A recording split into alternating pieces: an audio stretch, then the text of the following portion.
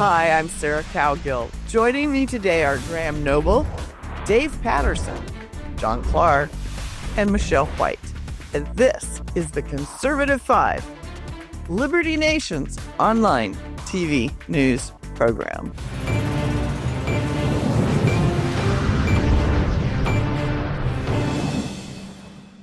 Well, Trump has been in office for his historic second term for a skosh over a year.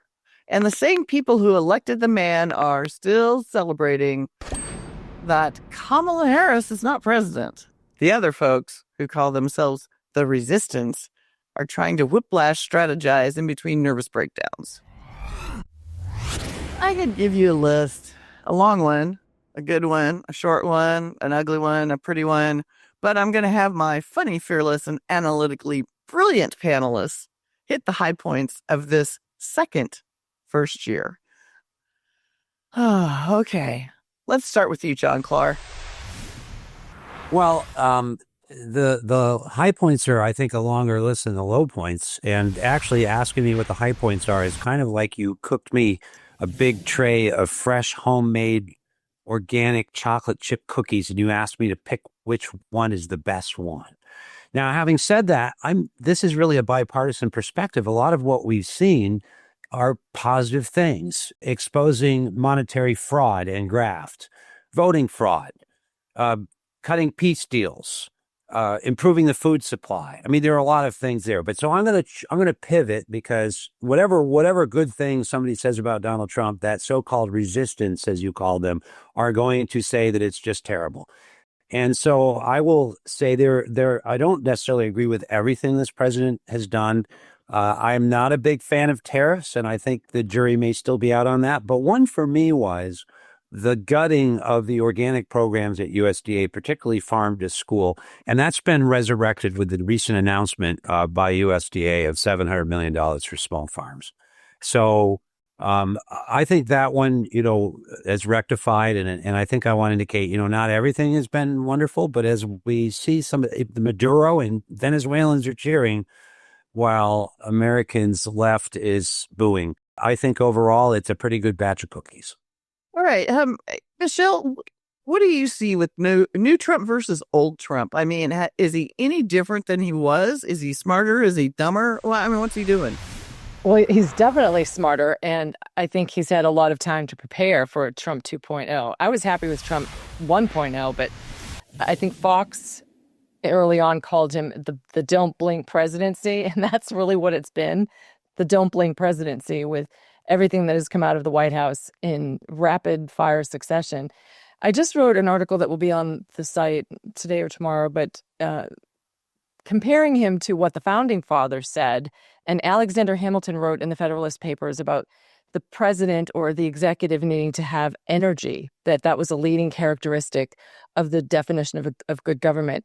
And certainly President Trump fits that description, but also in the rest of the description that he outlined in, I think it was Federalist Paper 70, President Trump hits all of those. And my bigger issue was closing the border, and he did that within an hour of taking office.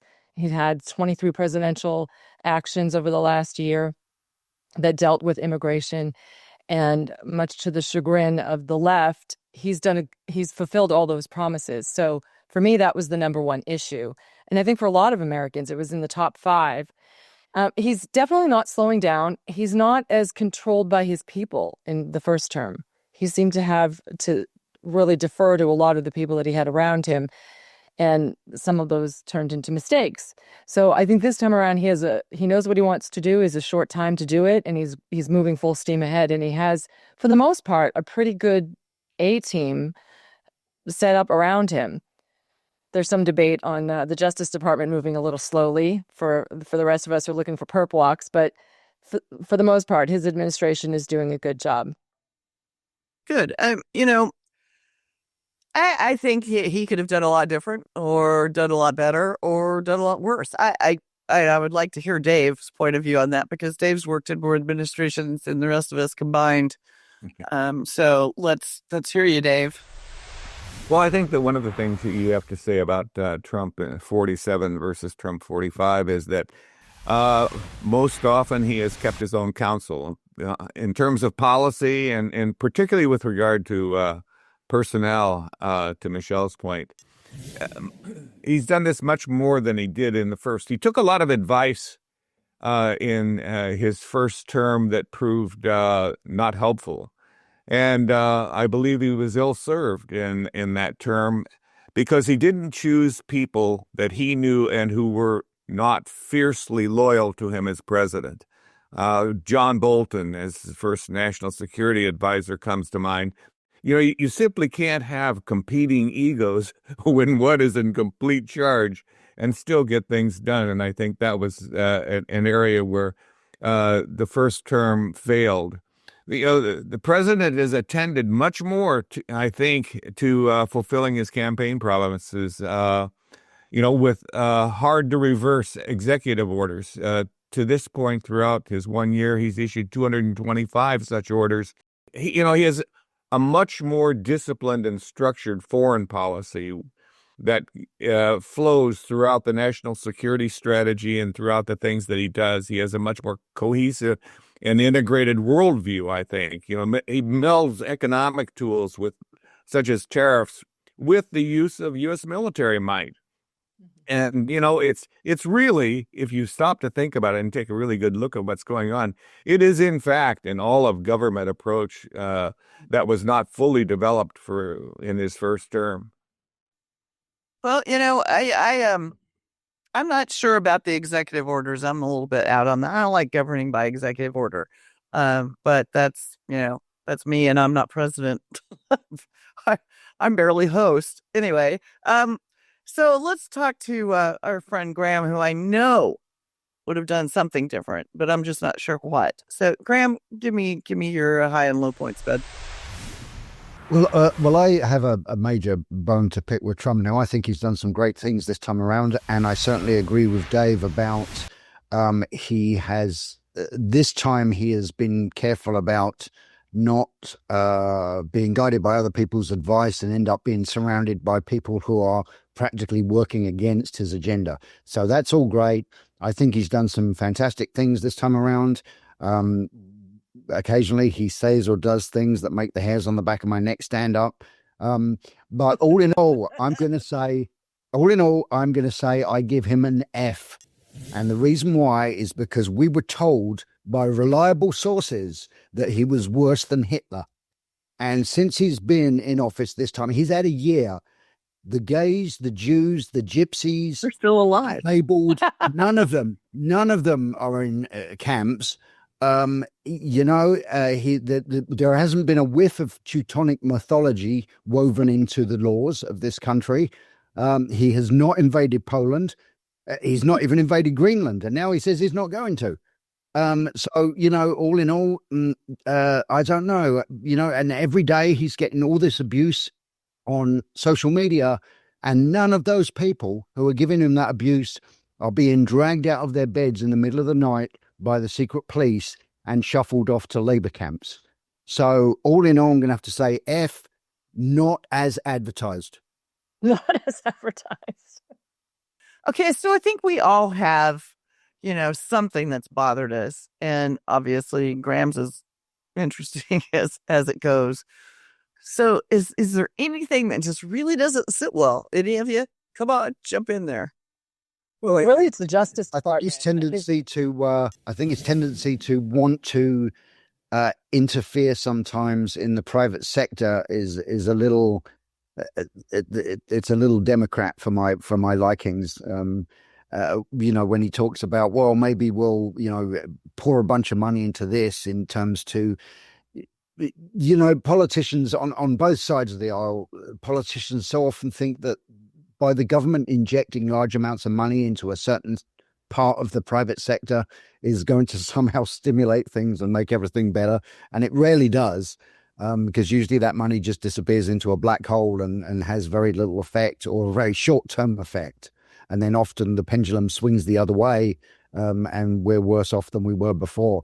So I personally don't like it when he sometimes flirts with the idea of, we're going to, even the price controls of drugs. I mean, we all know that the pharmaceutical companies and the health insurance companies are ripping everybody off just for pure profit. I mean, they're absolute sharks. But at the same time, I don't know if I want the government to be doing kind of price controls on anything. I think there's got to be other ways. And so I just wish he would not flirt with these ideas of well, let's give this section of private industry a bunch of money because it's going to help them do this or that or the next thing.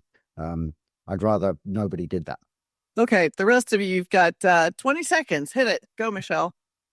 Well, as I was saying earlier, I'm not happy with the Justice Department, especially what's going on in Minnesota right now. 2 days after January 6th, the FBI was all over thousands of people that were innocent that were there, and they put grandmothers in jail who were protesting, who were praying, and called them protesters. But what happened on Sunday in Minnesota was awful and unconstitutional and wrong in every way, and nobody's been arrested yet. Clar, what you got? Well, I agree with all points, though I'm not unhappy that he isn't a Nazi. But I do agree with Graham, on meddling economically. I don't think we need refund checks. I think we need to pay down our national deficit before we start giving ourselves a pat on the back, which is inefficient. I guess I also didn't like his unnecessary, gratuitous comment about Rob Reiner when he passed. But other than that, I still like the cookies. Yeah. Okay, Dave, you're gonna. Well, I have just a few seconds. I have to tell you that some of his early comments about invading Greenland caught me by surprise, and I think he could have done well by not raising the level of rhetoric quite as much.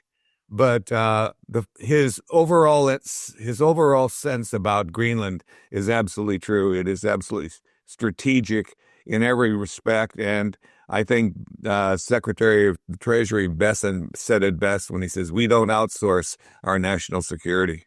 Nice. Okay. Well, I didn't hear that one. Happy anniversary, President Trump. Liberty Nation News has its eye on every move you make. Sounds a little stalkery, but, that's who we are. And, of course, we will report back to all of you. Thanks for watching.